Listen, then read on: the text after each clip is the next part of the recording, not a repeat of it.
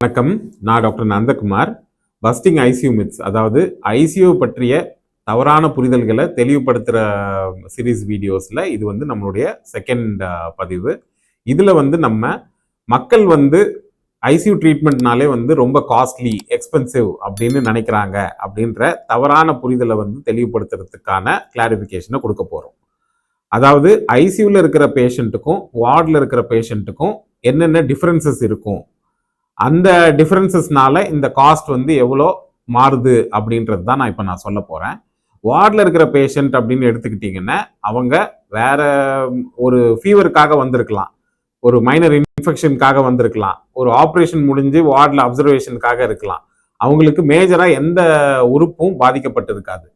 ஓகேங்களா? ஸோ அப்படி இருக்கும்போது அவங்களுக்கு தேவைப்படுற அந்த கண்காணிப்பும் சரி, அந்த லேப் இன்வெஸ்டிகேஷன்ஸும் சரி, மெடிசின்ஸும் சரி, கம்பேர்டு டு ஐசியூ பேஷண்ட் ரொம்ப கம்மியாக தான் இருக்க போகுது. அதுவே ஐசியூவில் இருக்கிற ஒரு பேஷண்ட் ஒரு சீரியஸ் இன்ஃபெக்ஷனோட நிறைய உறுப்புகள் பாதிக்கப்பட்டு சீரியஸாக இருக்கும்போது அவங்கள கண்காணிக்கிற அந்த டீம், அதாவது அந்த நர்சிங் டீமுமே எடுத்துக்கிட்டீங்க அப்படின்னா வார்டில் வந்து 5லேருந்து 6 பேஷண்ட்டுக்கு ஒரு நர்ஸே வந்து பார்த்துக்கலாம். பட் ஆனால் அதே வந்து ஐசியூவில் அந்த சீரியஸ் கண்டிஷன்ல இருக்கிற பேஷண்ட்டை ஒரு நர்ஸ் தனியாக பார்த்துக்க வேண்டிய கட்டாயத்தில் தான் நம்ம இருப்போம். அப்படி பார்த்தாதான் வந்து கண்காணிச்சாதான் வந்து அந்த பேஷண்ட்ஸுக்கு வர காம்ப்ளிகேஷன்ஸையும் சரி, அந்த காம்ப்ளிகேஷன் வரத்துக்கு முன்னாடியே நம்ம இன்டர்வியூன் பண்ணி அவங்கள காப்பாற்றுறதுக்கும் நமக்கு வசதியாக இருக்கும். அதே மாதிரி வார்டில் டாக்டர்ஸ் அப்படின்னு பார்த்தீங்க அப்படின்னா ஐசியூவில் இருக்கிற டாக்டர்ஸ் வந்து இந்த தீவிர சிகிச்சையில் பயிற்சி பெற்று அதற்கான ஒரு ட்ரைனிங்கோட ஐசியூவில் இருக்கும்போது அந்த பேஷண்ட்ஸுக்கு தேவையான ட்ரீட்மெண்ட் அகைன் அந்த சீரியஸ் இன்ஃபெக்ஷனோ இல்லை ஒரு ஹார்ட் அட்டாக்கோ இல்லை எந்த கண்டிஷனாக இருந்தாலும் அந்த கண்டிஷன்னால வரப்போகிற மற்ற காம்ப்ளிகேஷன்ஸை முன்னாடியே கண்டறிஞ்சு அதற்கான இன்வெஸ்டிகேஷன்ஸும் சரி, ட்ரீட்மெண்ட்டையும் முன்னாடியே ஆரம்பிக்கிற ட்ரைனிங் அவங்களுக்கு இருக்கும். அகெயின் வார்டில் இருக்கிற ஒரு ஸ்டேபிள் பேஷண்ட்ஸுக்கு நம்ம வந்து அடிக்கடி லேப் இன்வெஸ்டிகேஷன்ஸ்லாம் பண்ண வேண்டாம். ஃபார் எக்ஸாம்பிள், ஒரு குடல்ல இருந்து ரத்தம் கசிஞ்சிட்டு இருக்கு ஒரு பேஷண்ட்டுக்கு, அந்த ஹீமோகுளோபின் ரொம்ப கம்மியா இருக்குது அப்படின்னும் போது அதுக்காக நம்ம ஒரு ட்ரீட்மெண்ட் பண்ணியிருந்தோம் அப்படின்னா ஐசியூல அந்த ஹீமோகுளோபின் டெஸ்டையே வந்து நம்ம வந்து அட்லீஸ்ட் ஒரு நாளைக்கு 6 hourly, அதாவது 6 மணி நேரத்துக்கு ஒரு தடவை 8 மணி நேரத்துக்கு ஒரு தடவை பார்த்தாதான் பிளட் உள்ள இருந்து லீக் ஆகிறது கம்மியாயிருக்கா, இல்லை பிளட் நம்ம கொடுக்கணுமா, நம்ம ட்ரீட்மெண்ட் பண்ணியுமே வந்து அடுத்த ட்ரீட்மெண்ட்டை வந்து ஸ்டார்ட் பண்ணுறதுக்கு இமீடியட்டாக பார்க்கணுமா அப்படிங்கிறதெல்லாம் யோசிக்க முடியும். பட் ஆனால் அதே வார்டில் ஸ்டேபிளாக ஒரு ஃபீவர், ஆன்டிபயோட்டிக் மட்டும் இருக்கிற ஒரு பேஷண்ட்டுக்கு நம்ம ஹீமோகுளோபினை வந்து டெய்லி இத்தனை தடவை பண்ண வேண்டிய அவசியம் கிடையாது. ஈவன் சொல்ல போனால் ஒரு நாளைக்கு ஒரு தடவையோ இல்லை 2 நாளைக்கு ஒரு தடவையோ பண்ணி பார்த்தா கூட நமக்கு போதும்.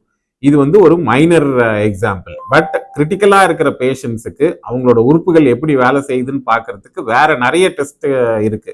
For example, arterial blood gas அனாலிசிஸ்ன்னு சொல்றோம். அதாவது நம்ம பாடியில ஆசிட், பேஸ் இதெல்லாம் எப்படி இருக்கு அப்படின்னு பார்க்கறது. ஒரு வென்டிலேட்டர்ல இருக்கிற பேஷண்ட்டுக்கு வந்து இந்த ஆசிட் பேஸ் அனாலிசிஸை வந்து அட்லீஸ்ட் ஒரு நாளைக்கு 2 தடவையாவது பார்த்தாதான் அந்த மெஷின்னால அந்த பேஷண்ட்டுக்கு எந்த அளவுக்கு ஹெல்ப் கிடைச்சிட்டு இருக்குன்றதெல்லாம் நம்மளால பார்க்க முடியும்.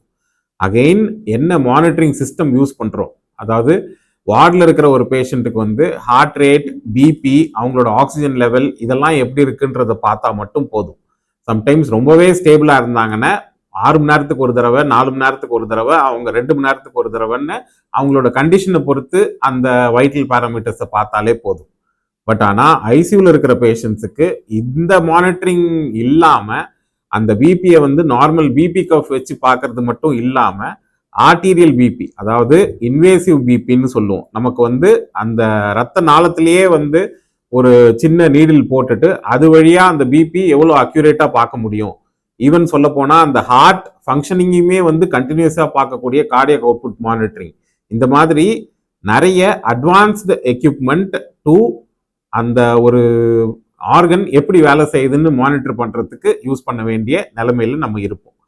அப்படி பார்க்கும்போது இந்த ஒரு டிஃபரன்ஸ் தான் வந்து அந்த ஐசியூக்கும் வார்ட்லையும் பேஷண்ட்டை அட்மிட் பண்ணும்போது அந்த காஸ்ட்டை வந்து அதிகமாக்குது. அகெயின் மெடிசின்ஸ், நம்ம வார்டில் இருக்கிற ஒரு பேஷண்ட்டுக்கு வந்து யூஸ் பண்ற மெடிசின்ஸ்க்கும் கிரிட்டிக்கலா இருக்கிற ஒரு பேஷண்ட், ஃபார் எக்ஸாம்பிள் ஒரு நிமோனியா சிவியரா இருந்து வெண்டிலேட்டர்ல இருக்கிற ஒரு பேஷண்ட்டுக்கு வந்து கொடுக்க வேண்டிய அந்த ஆன்டிபயோட்டிக், அவருக்கு அந்த நிமோனியா வந்து மல்டி ட்ரக் ரெசிஸ்டன்ட் பாக்டீரியான்னு சொல்றோம் இப்போ. அதாவது நம்ம ஆல்ரெடி யூஸ் பண்ணிட்டு இருந்த பெனிசிலின் ஆன்டிபயோட்டிக்ஸ், அதுக்கப்புறம் வந்த செகண்ட் ஜென்ரேஷன் தேர்ட் ஜென்ரேஷன் ஆன்டிபயோட்டிக்ஸ்லாம் வந்து இந்த பாக்டீரியா ரெசிஸ்டண்டா இருக்கலாம். அப்படி இருக்கும்போது லாஸ்ட் ரிசார்ட்டா வந்து அந்த பாக்டீரியாவுக்கு கேட்கக்கூடிய ஆன்டிபயோட்டிக்கை வந்து யூஸ் பண்ணும்போது, ஃபார் எக்ஸாம்பிள் ஃபோர்த் ஜென்ரேஷன் ஆன்டிபயோட்டிக்லாம் யூஸ் பண்ணும்போது அதோட காஸ்ட் அதிகமாக தான் இருக்கிறதுக்கு சான்ஸ் இருக்குது. ஸோ அப்படி பார்க்கும்போது இந்த ஃபேக்டர்ஸ்லாம் தான் வந்து நார்மல் வார்டில் ஒரு 10,000 ஒரு நாளைக்கு ஆகிற ஒரு செலவு வந்து அதுவே வந்து ஐசியூன்னு வரும்போது நமக்கு 50,000லேருந்து 60,000 ஆகுது. அகெயின் இந்த பேஷண்ட்ஸை தீவிரமாக கண்காணித்து அவங்களோட உறுப்புகளை சப்போர்ட் பண்ணி அவங்களுக்கான ட்ரீட்மெண்ட்டை அப்ராப்ரியேட்டாக கொடுத்து அந்த ட்ரீட்மெண்ட் அவங்கள நல்ல ரிகவரி ட்ராக்ல எடுத்துட்டு வருதான்றத எவ்ரி மினிட் நம்ம வந்து கண்காணிச்சு பண்றதுனால தான் இந்த காஸ்ட் வந்து அதிகமாகுது. ஸோ இந்த வீடியோ உங்களுக்கு யூஸ்ஃபுல்லா இருந்ததுன்னா ஷேர் பண்ணுங்க, டவுட்ஸ் இருந்ததுன்னா கமெண்ட் பண்ணுங்க. தேங்க்யூ, நன்றி.